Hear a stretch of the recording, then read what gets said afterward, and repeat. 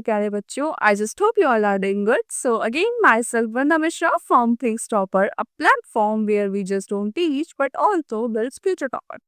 So as you guys already know, जो मुझसे पढ़ रहे हैं उन्हें पता ही है कि हमने सेल स्टार्ट किया था एंड हम पढ़ चुके हैं अब तक सेल वॉल और सेल मेम्ब्रेन क्या होती है। हमने अपनी कवरिंग्स तो क्लियर कर ली। अगर तुम्हें याद होगा, तुम्हें पता होगा कि हमने अपनी सेल को 3 पार्ट में डिवाइड किया था। Cell wall, coverings, nucleus and cytoplasm. Just imagine there is a school. ठीक है, तो हमने अपनी कवरिंग्स को क्लियर कर ली। इमेजिन करो अगर एक स्कूल है, उसमें एक प्रिंसिपल का ऑफिस होता है। प्रिंसिपल का ऑफिस करता क्या है? पूरे स्कूल को गवर्न करता है, पूरे स्कूल को रन करता है। तो वैसे ही उस प्रिंसिपल के ऑफिस की तरह ही हमारे यहाँ भी एक ऑफिस है। सेल में भी एक ऑफिस होता है जिसे हम कहते हैं न्यूक्लियस। सो आज हम उसी न्यूक्लियस के बारे में पढ़ने जा रहे हैं। न्यूक्लियस होता क्या है, उसके फंक्शंस क्या है and all about nucleus. It's a class, it's going to be a fun and all. ठीक है, आ रहे हैं वो हम पढ़ेंगे अबाउट लाइक न्यूक्लियस क्या होता है, न्यूक्लियस की डिस्कवरी किसने की, इसका स्ट्रक्चर कैसा है, इसका फंक्शन क्या है। Very simple. और मुझे लगता है सेल एक ऐसा है कि बायोलॉजी बहुत इंटरेस्टिंग सा सब्जेक्ट है एंड आई एम ऑलमोस्ट सबकी को ही पसंद होगी। किसको बायोलॉजी नहीं पसंद हो सकती है यार। अब तक शायद तुम्हें मजा आया होगा, तो आगे भी मजा आएगा। So what is nucleus? Nucleus होता क्या है? जैसे हमारी बॉडी में एक हार्ट है ना, जो हमारी बॉडी को मतलब पंप करता है, ब्लड सारी ब्लड में सर्कुलेट होता है, सब कुछ होता है। एक स्कूल है, जैसे हर स्कूल नहीं, चलो स्कूल में प्रिंसिपल ऑफिस होता है, वो सेम सेल में न्यूक्लियस है। और भी एग्जांपल्स हैं, जैसे जैसे हर स्टेट की एक कैपिटल होती है, हर कंट्री की एक कैपिटल है, तो वैसे हर सेल का एक न्यूक्लियस होता है। कैपिटल क्या होती है? जहाँ पे मेन फंक्शन एडमिनिस्ट्रेशन होता है, जहाँ पे उस गवर्नमेंट का एडमिनिस्ट्रेशन होता है, मेन फंक्शंस होते हैं। तो जो इंपॉर्टेंस होती है कैपिटल की, सेम वही इंपॉर्टेंस होती है सेल में न्यूक्लियस की। अब देखते हैं न्यूक्लियस होता क्या है। A nucleus is a membrane-bound organelle formed in eukaryotic cells. अब what are eukaryotic cells? ये हमने अपने लास्ट लेक्चर में कवर किया था कि यूकैरियोटिक सेल्स कौन सी होती है, प्रोकैरियोटिक सेल्स कौन सी होती है। यूकैरियोटिक सेल्स वो होती है जिसमें वेल डिफाइंड न्यूक्लियस प्रेजेंट होता है। न्यूक्लियस प्रॉपर प्रेजेंट होता है, प्रॉपर स्ट्रक्चर्स के साथ प्रेजेंट होता है, कुछ भी ऐसा वैसा नहीं होता है। प्रोकैरियोटिक सेल्स बहुत प्रीमेच्योर सेल्स होती हैं जिसमें न्यूक्लियस वेल डिफाइंड प्रेजेंट नहीं होता है। जैसे तुम्हारे जितने भी सिंगल सेल्ड ऑर्गेनिजम्स होते हैं वो प्रोकैरियोटिक होते हैं, like bacteria, virus and all. ठीक है, और जैसे ह्यूमंस हो गए, एनिमल्स हो गए, प्लांट सेल्स हो गए, ये सब तुम्हारे क्या है, यूकैरियोटिक सेल्स है। So eukaryotic cells have true nucleus and prokaryotic cells have false nucleus. A nucleus is a membrane bound organelle. एक मेम्ब्रेन बाउंड ऑर्गेनेल है, मेम्ब्रेन से कवर होता है, जो कि हमारा प्रेजेंट होता है साइटोप्लाज्म में। It acts as a control center. It acts as a control center of all the cell because it stores the genetic material and coordinate activities like growth, metabolism, protein synthesis, cell division. ये सारी activities वो perform करता है because ये अच्छा बताओ। Coordinate principal office जो होता है वहाँ पे क्या होता है, स्कूल रन कैसे करता है, प्रिंसिपल रन करती है कि क्या क्या इंस्ट्रक्शंस पास करती है। तो सेम वैसे ही न्यूक्लियस हमें इंस्ट्रक्शन पास करता है जेनेटिक मटेरियल्स के थ्रू। अब इमेजिन करो बहुत सारी सेल्स हैं, बहुत सारी हमारी बॉडीज मिलके बनी है, बिलियंस ऑफ सेल्स है। तो हर सेल को पता क्या है कि उसको करना क्या है, कुछ तो होगा, उसके पास ब्रेन होगा, तो न्यूक्लियस उसका ब्रेन है। न्यूक्लियस हमें बताता है कि सेल को बताता है कि उसको क्या फंक्शन परफॉर्म करना है, कैसे करना है। ठीक है,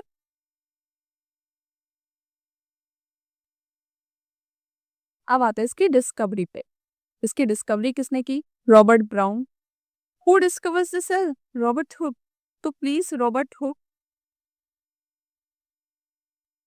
इन्होंने सेल की डिस्कवरी की थी। ठीक है, तो रॉबर्ट हुक और रॉबर्ट ब्राउन में कंफ्यूज मत होना। 1831 में इन्होंने न्यूक्लियर की डिस्कवरी की। कैसे की? जब ये ऑर्चिड के प्लांट पे स्टडी कर रहे थे under microscope, he observed a very dark and dense round substance side से। इन्होंने क्या किया, जब ये ऑर्चिड के प्लांट पे स्टडी कर रहे थे तो इन्होंने माइक्रोस्कोप के अंदर देखा कि यार सेल तो है, सेल तो इन्होंने सब सेल तो इससे पहले डिस्कवर हुई, सेल देख लेंगे वाला। फिर इन्होंने डार्क सा स्ट्रक्चर है, बस डेंस सा कुछ तो है, ये गोल गोल सा क्या है। फिर जब इसके बारे में इन्होंने फर्दर स्टडीज की, इसको फर्दर स्टडी की, इन्होंने उसको न्यूक्लियस कहा। He named it the nucleus, which means kernel और core. लैटिन वर्ड है न्यूक्लियस, तो यार ना उसका मतलब क्या होता है पूछा नहीं जा रहा, किससे जा रहा है। फिर यहाँ पे लिखा नहीं हुआ है बट फिर भी मिशर करके एक साइंटिस्ट थे। Oh my God! Friedrich Miescher. Sorry sorry, जहाँ पे भी है।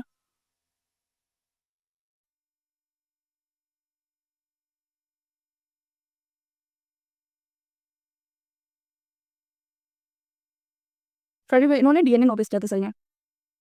ठीक है? अब आगे हम पढ़ेंगे कि डीएनए होता क्या है, कैसे क्या होता है।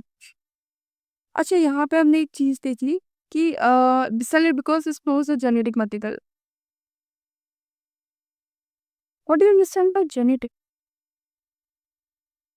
खानदान, मतलब हिंदी में बोल दूँ तो या फिर तुम्हें ऐसे समझ लीजिए, मतलब तो नहीं होता बट ऐसे समझिए कि जो चीज़ कहते हैं ना, किसी-किसी को जैसे डायबिटीज़ हो गई तो उसको वो जेनेटिकली है। तो जेनेटिक का मतलब क्या हो, जो चीज़ चलती हुई आ रही है, मतलब वो पास हो रही है फ्रॉम पेरेंट्स टू प्रोजेनी, मतलब एक हमारे माता-पिता से हमें मिल रही है, हमसे हमारे बच्चों को मिलेगी, हमारे बच्चों को उनके बच्चों को मिलेगी। तो कुछ ऐसी चीज़ है जो पास हो रही है। वो क्या है तुम्हारी? वो है तुम्हारा डीएनए। अभी जब हम डीएनए पढ़ेंगे तो मैं इसको खुल के बताऊँगी या फिर इसके बारे में और बताऊँगी, ठीक है? अब आता है न्यूक्लियस के स्ट्रक्चर पे। हमने सेल मेम्ब्रेन का स्ट्रक्चर पढ़ा था, सेल वॉल का स्ट्रक्चर पढ़ा था। अच्छा, मैं तुमसे एक क्वेश्चन पूछूँ, अगर मैं बोलूँ कि इमेजिन करो एक स्कूल है और प्रिंसिपल का ऑफिस न्यूक्लियस हो, तो सेल मेम्ब्रेन क्या होगी? उस स्कूल की सेल मेम्ब्रेन क्या होगी? सेल वॉल होगी? सॉरी, क्या बोल रही हूँ मैं? सेल मेम्ब्रेन उस स्कूल की स्कूल वॉल होगी, जो स्कूल को प्रोटेक्ट कर रहे है। ऐसे इमेजिन करो, वो जो स्कूल वॉल है, वो हमारी सेल मेम्ब्रेन है। जो प्रिंसिपल का ऑफिस है, वो हमारा न्यूक्लियस है। और जो उसमें स्पेसेस खाली है, वो हमारा साइटोप्लाज्म है। जो टीचर्स, स्टूडेंट और जो बाकी के स्टाफ है, ये सेल ऑर्गेनल्स है। कितना आसान हो जाएगा समझना। अब हम आते हैं यहाँ पे स्ट्रक्चर पे बात करने, न्यूक्लियस का। न्यूक्लियस का स्ट्रक्चर कैसा होता है? ये एक तुम्हारा 3D एनिमेटेड स्ट्रक्चर है सेल का। सेल का स्ट्रक्चर क्या होता है? ये तुम्हारा होगा माइटोकॉन्ड्रिया, एंडोप्लाज्म, रेटिकुलम। बस हमें इन सब चीज़ों से मतलब नहीं है। हमें आज मतलब है सिर्फ और सिर्फ न्यूक्लियस से। तो जैसा कि हमने पढ़ा था कि न्यूक्लियस एक मेम्ब्रेन बाउंड स्ट्रक्चर है, तो न्यूक्लियस के पास उसकी खुद की एक मेम्ब्रेन है, जिसको हम कहते हैं न्यूक्लियर मेम्ब्रेन और न्यूक्लियर एनवलप। एनवलप इसलिए क्योंकि न्यूक्लियर को कवर करके रखता है, ठीक है। और हाँ, nucleus as a double membrane structure,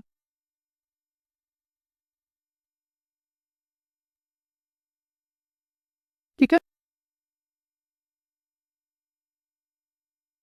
nucleus एक डबल मेम्ब्रेन स्ट्रक्चर है, जो फिर न्यूक्लियर एनवलप न्यूक्लियर को कवर करके रखता है, विच एज अ प्रोटेक्शन के लिए।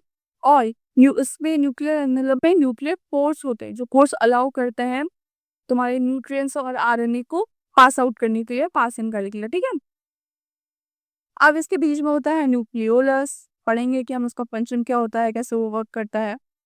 न्यूक्लियोप्लास्ट जस्ट जैसे तुम्हारा सेल में साइटोप्लाज्म होता है, जेली लाइक होता है, तो न्यूक्लियोप्लाज्म में एक जेली लाइक सब्सटेंस है जो तुम्हारा न्यूक्लियस में होता है, विच हेल्प्स लाइक डीएन क्रोमैटिन्स को होता है। क्रोमैटिन्स क्या होता है वो भी हम पढ़ेंगे। यहाँ पे क्रोमैटिन्स के थ्रेड्स होता है, फ्लोट करता है। तो अच्छा, eukaryotic cells has a circular DNA, नहीं, linear DNA, and prokaryotic cells have a circular DNA. तो ये डिफरेंस है, याद रखना कि जो तुम्हारी प्रोकैरियोटिक सेल्स हैं, जिसमें न्यूक्लियर वेल डिफाइंड नहीं होता, उसमें सर्कुलर डीएनए होता है, ऐसे करके फ्लोट कर रहा होता है साइटोप्लाज्म में। और जो तुम्हारे वो होते हैं यूकैरियोटिक सेल्स, उसमें होता है linear DNA kind of this one, ठीक है। और ये फ्लोट कर रहे होते हैं न्यूक्लियोप्लाज्म में, जस्ट लाइक वहां पे साइटोप्लाज्म है, यहाँ पे न्यूक्लियोप्लाज्म है, ठीक है। अभी तो एंडोप्लाज्मिक रेटिकुलम है इस समय, ये हमें पासेज में हेल्प करता है, just like road and highways जो तुम्हारी कनेक्ट करते हैं, कनेक्शंस में हेल्प करता है कि ये एक चीज को न्यूक्लियस से कनेक्ट करता है, हमारी सेल को बाकी सारी सेल्स के उसको न्यूक्लियस से कनेक्ट करेगा। अब हम पढ़ेंगे न्यूक्लियर एनवलप, जो ये डबल मेम्ब्रेन है, यही तो है हमारी न्यूक्लियर एनवलप। ये भी तो मेरी न्यूक्लियर एनवलप है, ठीक है। ये हमारी न्यूक्लियर एनवलप है, जिसको हम न्यूक्लियर मेम्ब्रेन भी कहते हैं। तो अगर न्यूक्लियर मेम्ब्रेन है तो प्लीज ऐसा मत सोचना कि मैम ने तो न्यूक्लियर मेम्ब्रेन पढ़ाया ही नहीं है। पढ़ाया है बेटा, ये न्यूक्लियर एनवलप को ही न्यूक्लियर मेम्ब्रेन कहता है। तो मैं बहुत अपना दिमाग चलाता है। और double membrane that surrounds the nucleus. अब कोई किसी चीज को सराउंड करिए तो क्या करेगी, अगर तुम किसी चीज के घेरे में कर दो, या फिर जब हम कोई हमारी ट्रॉफीज वगैरह छीनने आता है तो हम जल्दी से वो नहीं करता, सबको एक प्रोटेक्ट करते ना। तो जैसे हम उसको प्रोटेक्ट करते हैं, तो न्यूक्लियर मेम्ब्रेन भी या फिर न्यूक्लियर एनवलप भी हमारे न्यूक्लियस को, न्यूक्लियोलस को जो उसके अंदर होता है, उसके अंदर जितने भी मटेरियल्स है उन सबको, चाहे वो क्रोमैटिन हो गया, चाहे वो न्यूक्लियोप्लाज्म हो गया, या कुछ न्यूक्लियोलस हो गया, उन सबको प्रोटेक्ट करता है। ठीक है, what, like as I already told you that it contains nuclear pores that exchange of material जो सेल के साइटोप्लाज्म से और न्यूक्लियर में के बीच में जो एक्सचेंज होगा यहाँ से, उनमें मटेरियल्स को एक्सचेंज करने के लिए इसके अंदर न्यूक्लियर पोर्स होते हैं, तो छोटे छोटे पोर्स होते हैं। ठीक है, आरएनए, अब डीएनए आ गया, आरएनए भी आ गया, होता क्या है ये, आगे बढ़ेंगे। मिस्ट्रिक्स of better of between the nucleus and cytoplasm. ठीक है, तो न्यूक्लियर एनवेलप का फंक्शन समझ में आ गया क्या होता है। It contains pores that helps in the exchange of material. अब मटेरियल्स कौन कौन से हैं, आरएनए और प्रोटीन। हमने पढ़ा था ना, न्यूक्लियर और प्रोटीन सिंथेसिस होती है, that formation of protein also takes place. अब आता है nucleoplasm, just like cell has cytoplasm, cell has cytoplasm, nucleus has nucleoplasm.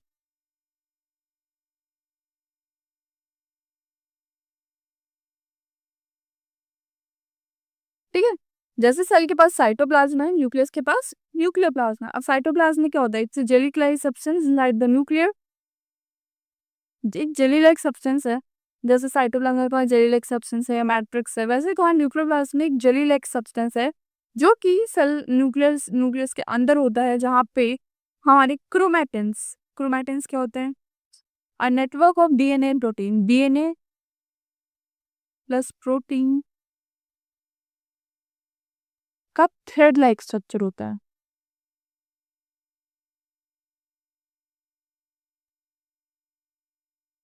ठीक है, ये देख रहे हो, गिचपिच सा।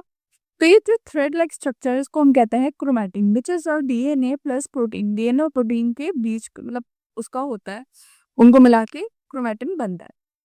During cell division it condenses to form chromosomes. ऐसा होता है हमारा क्रोमैटिन, मान लो तुम्हारा ऐसे क्रोमैटिन है। अब सेल डिवीजन में क्या होता है कि इसके थ्रेड्स जो है वो अलग अलग खुलने लगते हैं। जब अलग अलग खुल जाते हैं तो ये क्रोमोसोम्स बनाता है, विच आर सिस्टर क्रोमैटिक्स। ठीक है, ये तो तुम्हारे क्रोमैटिक्स है और ये तुम्हारे क्रोमोसोम्स हैं। क्रोमोसोम्स तुम्हारे genetic material, genetic information carry करते हैं। कि अच्छा, हमने बहुत बार देखा है ना कि लड़का होगा या लड़की होगी, वो कौन डिसाइड करता है, भगवान जी नहीं डिसाइड करते, वो क्रोमोसोम डिसाइड करते हैं, वो क्रोमोसोम के डिसाइड करते हैं। अगर एक्स एक्स क्रोमोसोम होगी तो लड़की, एक्स वाई क्रोमोसोम होगा तो लड़का। ठीक है, तो एक्स एक्स क्रोमोसोम्स लड़कियों में होते हैं और एक्स वाई क्रोमोसोम्स होता है। इसी से हमारा डिफरेंशिएट होता है, मेल और फीमेल्स में जो डिफरेंशिएशन आता है वो क्रोमोसोम्स की वजह से ही आता है। तो chromosomes are very important and very essential part of cell division which helps in the reproduction and all. Okay, chromatin of पता चल गया। तो न्यूक्लियोप्लाज्म में क्रोमैटिन और न्यूक्लियोलस दो चीज होती हैं। ठीक है, याद रखना। अब आता है न्यूक्लियोलस क्या होता है। It is a dense round structure inside the nucleus. जैसे हमारा ये न्यूक्लियस हो गया, ये न्यूक्लियस मेम्ब्रेन हो गई, और इसके अंदर हमारा एक न्यूक्लियोलस है, यहाँ पे हमारे क्रोमैटिन्स हैं। ठीक है, ये न्यूक्लियोलस तुम्हारा हो गया। It is a dense round structure inside the nucleus. Nucleus के अंदर एक डेंस राउंड स्ट्रक्चर होता है, ये साइट ऑफ राइबोसोम सिंथेसिस, यहाँ पे होती है प्रोडक्शन ऑफ राइबोसोम।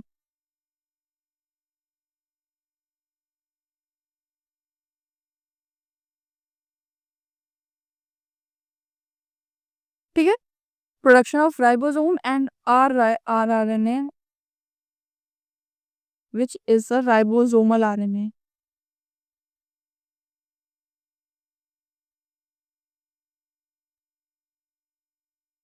अरे यार, ठीक है, राइबोसोमल आरएनए और राइबोसोम का जो प्रोडक्शन होता है वो तुम्हारे न्यूक्लियोलस में होता है। न्यूक्लियोलस वेरी इंपॉर्टेंट, क्योंकि अब राइबोसोम क्या करता है, राइबोसोम का जो मेन फंक्शन है, वैसे तो मैं अभी हम राइबोसोम आगे पढ़ेंगे और मैं अभी यही बता दे रही हूँ कि राइबोसोम मेन करता है वो प्रोटीन का फॉर्मेशन करता है। प्रोटीन कितना जरूरी है हमारे लिए हमें पता है, एनर्जी के प्रोडक्शन के लिए, सबके लिए प्रोटीन जरूरी। राइबोसोम क्या करता है, वो प्रोटीन की प्रोडक्शन करता है। अब राइबोसोम को कौन प्रोड्यूस करता है, न्यूक्लियोलस करता है। तो सोचो न्यूक्लियोलस कितना इंपॉर्टेंट हुआ। राइबोसोम के साथ साथ वो प्रोड्यूस करता है आरआरएनए को। आरआरएनए डीएनए से डीएनए डीएनए से प्रोटीन को कन्वर्ट करता है, ठीक है, प्रोटीन को फॉर्मेशन करता है।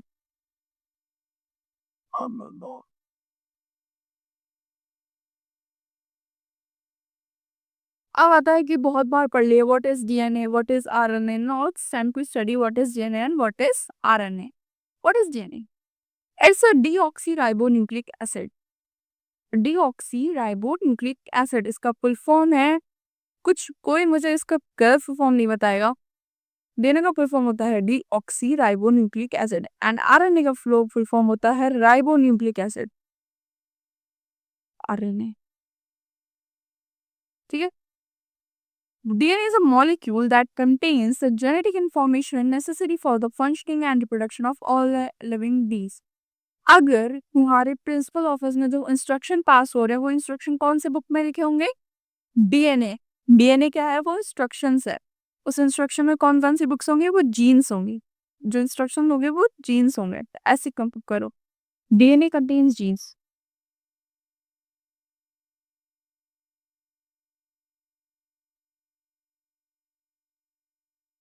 अब जीन्स क्या होते हैं? जीन्स तुम्हारे वो फीचर्स होते हैं या वो फैक्टर्स होते हैं जो तुम्हारे पेरेंट्स एक एक कैरेक्टर को कंट्रोल करते हैं। तुम्हारी बॉडीज में बहुत कैरेक्टर्स होंगे। फॉर एग्जांपल मेरी आईज ब्राउन है, मेरी मम्मी की आईज में भी ब्राउन हो, और मेरे पापा की आईज में भी ब्राउन हो। मेरा ब्लड ग्रुप, मेरा मैं बता दे रही हूँ, मेरा ब्लड ग्रुप जैसे बी पॉजिटिव है तो मेरे पापा का ब्लड ग्रुप बी पॉजिटिव।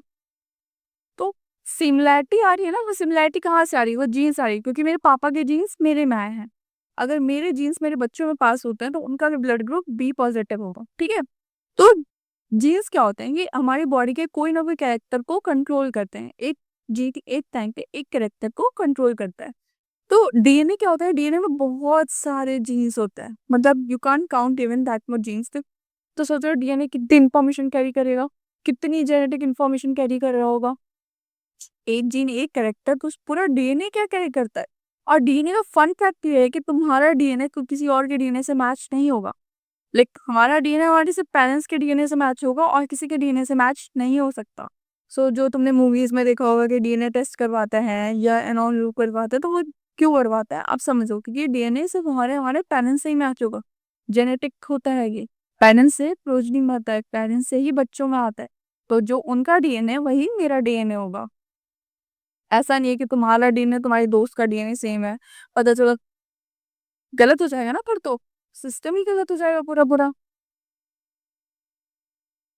ये कहाँ पे होता है? न्यूक्लियस में वो होता है। इसका फंक्शन क्या है? What is the main function of DNA? It's carries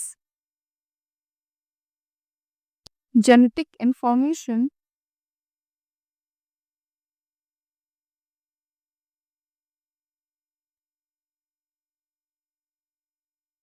that passes from parents to offspring. कि ये लिख लेना कि डीएनए क्या करता है। डीएनए पहली बात तो लोकेशन वाइज इसकी न्यूक्लियस में लोकेशन है। करता क्या है? ये जेनेटिक इन्फॉर्मेशन कैरी करता है जिसको ये ट्रांसफर करता है पेरेंट्स टू ऑफस्प्रिंग, या पेरेंट्स से बच्चों में ट्रांसफर करता है साइड और जेनेटिक इन्फॉर्मेशन। अब हम बात कर लेते हैं इसके स्ट्रक्चर की।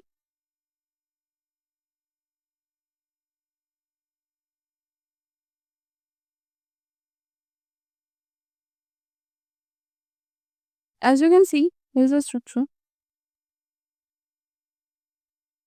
ये रहा तुम्हारा डबल हेलिकल स्ट्रक्चर। इस स्ट्रक्चर को कहते हैं double helix structure, given by Watson and Crick. Watson and Crick करके दो मॉडल्स है जिनको लेटर ऑन नोबेल प्राइज भी मिला था इसके लिए। इन्होंने डीएनए का डबल हेलिक्स स्ट्रक्चर किया। इन्होंने कहा कि नहीं, डीएनए सिंगल स्ट्रैंड नहीं है, डीएनए दो स्ट्रैंड से बना है।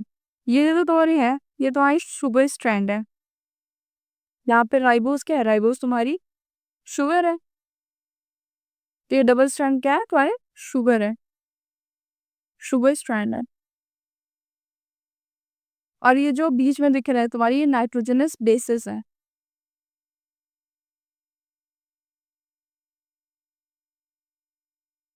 Nitrogenous bases. Adenine, guanine, thymine, cytosine. ये तुम अभी नहीं, थोड़ा सा और डिटेल में पढ़ोगे डीएनए। मैं तुम्हें ओवरऑल एक बस व्यू दे रही हूँ। ये सी नाइट्रोजनस बेसेस और शुगर फॉस्फेट्स और हिस्टोन प्रोटीन से मिलके बना होता है डीएनए। ठीक है, ये कैरी करता है तुम्हारी जेनेटिक इन्फॉर्मेशन। नाइट्रोजनस बेसेस कौन कौन से होते हैं? Adenine, guanine, thymine and cytosine. ठीक है, तो ये हो गया तुम्हारा DNA. It's all about DNA. DNA क्या करता है, डीएनए का काम क्या है, डीएनए कहाँ पाया जाता है। अब आते हैं बात करते हैं तुम्हारी हम आरएनए की। बिकॉज आरएनए मैंने लिखा नहीं है तो मैं आरएनए तुम्हारे से बताऊंगी। RNA ribonucleic acid. अब ठीक है, ये लोकेशन क्या है इसकी?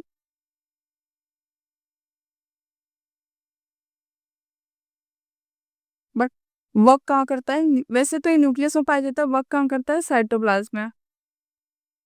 और ये साइटोप्लाज्म में भी पाया जाता है। ओपनली साइटोप्लाज्म में राइबोसोम सॉरी आरएनए प्रेजेंट होता है। अब आरएनए का फंक्शन क्या है? डे तो जेनेटिक इन्फॉर्मेशन कैरी कर रहा है। आरएनए क्या कर रहा है?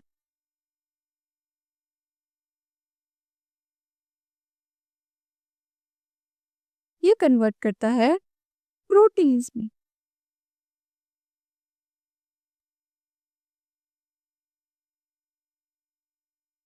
ठीक है, ये चीजों को प्रोटीन में कन्वर्ट, डीएनए को प्रोटीन में कन्वर्ट करता है। अब आरएनए 3 टाइप के होते हैं। MRNA which is messenger RNA, rRNA ribosomal RNA, mtRNA transporter RNA. ठीक है, ट्रांसपोर्ट करता है, मैसेज कैरी करता है। सो आरएनए हम पढ़ेंगे, ट्रांसक्रिप्शन, ये सब चीजें पढ़ेंगे ना, तो हम बहुत डिटेल में पढ़ेंगे। ये भी सेम चीज है जस्ट लाइक डीएनए, बट दोनों के फंक्शंस अलग है। डीएनए तुम्हारे जेनेटिक इन्फॉर्मेशन कैरी करता है और आरएनए तुम्हारा काम करता है प्रोटीन को, डीएनए को प्रोटीन में कन्वर्ट करने का। ठीक है, अब न्यूक्लियस का फंक्शन क्या क्या है? What are the main functions? First of all it stores genetic material. Genetic material को ये स्टोर करता है। जैसे तुम्हारा डीएनए हो गया, ये तुम्हारा जेनेटिक मटेरियल है। जेनेटिक मटेरियल डीएनए को इसलिए कहते हैं क्योंकि ये बहुत सारी ऐसी इंफॉर्मेशन कैरी करता है जो पीढ़ी दर पीढ़ी फॉरवर्ड होती रहती है। जैसे जैसे रिप्रोडक्शन होगा वैसे वैसे वो चीजें और वो इन्फॉर्मेशन फॉरवर्ड होंगी। तो stores genetic material. Control cell activity, cell की बहुत सारी एक्टिविटीज है। सेल डिवीजन, मैंने बताया ना, क्रोमैटिन कंडेंस हो जाता है क्रोमोसोम में तो सेल डिवीजन होता है। तो सेल डिवीजन में न्यूक्लियस बहुत इंपॉर्टेंट फंक्शंस रोल प्ले करता है। और भी सेल की एक्टिविटीज हो गई, जैसे तुम्हारा protein synthesis, energy production and all, इन सब चीजों में भी तुम्हारा न्यूक्लियस न्यूक्लियस का ये सारी चीजें भी उसकी फंक्शन है। अब ribosomal production, ribosomes are very important for protein synthesis. For protein synthesis they are very important. ठीक है, अगर न्यूक्लियस राइबोसोम का प्रोडक्शन ही ना करे तो प्रोटीन सिंथेसिस नहीं होगी। प्रोटीन सिंथेसिस नहीं होगी तो सेल को एनर्जी नहीं मिलेगी। सेल को एनर्जी नहीं मिलेगी तो सेल काम नहीं करेगा। अब सेल काम नहीं करेगा तो तुम्हारी बॉडी खटारा हो गई। ठीक है, अब एक और है सेल डिवीजन। न्यूक्लियर डेवलप होता है, कैलोकाइनेसिस होती है, तो वहां पे भी तुम्हारा सेल डिवाइड होती है। तो सेल डिवीजन जो होता है वो न्यूक्लियस ही से ही स्टार्ट होता है। न्यूक्लियस बहुत इंपॉर्टेंट है, मेजर रोल प्ले करता है कह दो सेल डिवीजन में। ठीक है, अब ये रोल कैसे प्ले करता है ये जब हम सेल डिवीजन पढ़ेंगे तो हम वहाँ बहुत डिटेल में देखेंगे। बट अभी याद रखो कि न्यूक्लियर का मेजर फंक्शन है cell division. It takes part in the cell division. Inheritance, because it carries genetic information. Genetic तुम्हारे डीएनए की सारी डीएनए कैरी कर रहा है, तो तुम्हारी इनहेरिटेंस में कैरी कर रहा है। इनहेरिटेंस क्या, जो चीज़ इनहेरिट होती है हमारे पेरेंट्स से। तो डीएनए अगर तुम्हारा जेनेटिक मटेरियल तो स्टोर करता है तुम्हारी इन्फॉर्मेशन, तुम्हारी तुम्हारी पूर्वजों की इन्फॉर्मेशन शायद उसमें स्टोर हो, तो ये तुम्हारा इनहेरिटेंस। ठीक है, सो ये सारे तुम्हारे फंक्शंस हैं, जो stores genetic material, control cell activities, ribosomal production, cell division and inheritance. Okay, so that's for today. और आज का लेक्चर यहीं खत्म हुआ। In our next lecture we are going to cover about the cytoplasm, क्योंकि अब वही बचा है। उसके बाद हम सेल डिवीजन पढ़े एंड दैट्स ऑल। ठीक है, thank you so much for patiently listening to me. And if you guys have any doubts, कुछ भी डाउट्स हो तुम लोग मुझसे डायरेक्ट कांटेक्ट करके पूछ सकते हो। And please please type Telegram channel भी ज्वाइन कर लो, उसकी लिंक तुम्हें डिस्क्रिप्शन में मिल जाएगी। And in my last lecture I told you कि तुम लोगों ने लाइक्स नहीं किया, प्लीज कमेंट्स करो। और तुम लोगों ने सच में बहुत सारे कमेंट्स और बहुत सारे लाइक्स आए, which like kind of medicine for me, जो मुझे मोटिवेट करते रहता है। सो ऐसे ही करते रहो, and thank you so much.